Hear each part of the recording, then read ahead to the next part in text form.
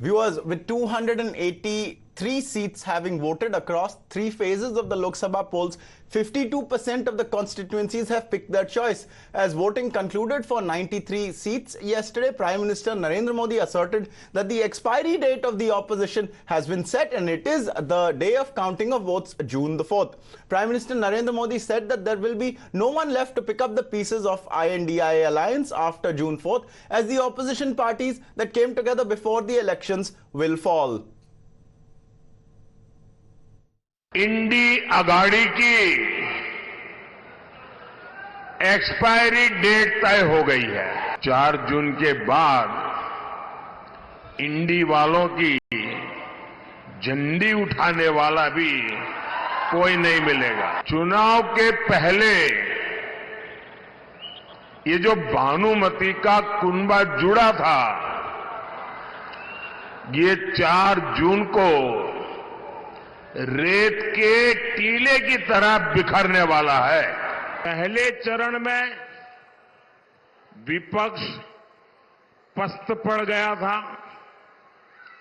दूसरे चरण में विपक्ष ध्वस्त हो गया था।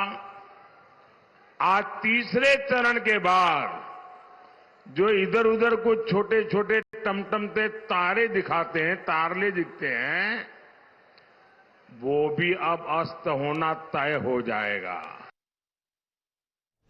However, the Prime Minister's prediction found no takers in the opposition. INDI bloc alliance leaders are confident of a thunderous win for the anti-BJP bloc. Repeating the BJP's South mein saaf, North mein half pitch, the Congress bigwig said that it was in fact PM Modi whose days as the Prime Minister of India are numbered. Here are some reactions on your screen, viewers. Jairam Ramesh of the Congress says BJP South mein saaf, North mein half, undercurrent for the INDI coalition, and that the INDI is all set to sweep the NDA off its feet. Pawan Khera also of the Congress says we will form the government, the BJP won't even get 150 seats. Manish Tiwari of the Congress again says the INDI bloc government will be formed on June the 4th, while KC Venugopal says BJP is staring at a historic defeat. There is an INDI wave and Modi's days as Prime Minister are numbered.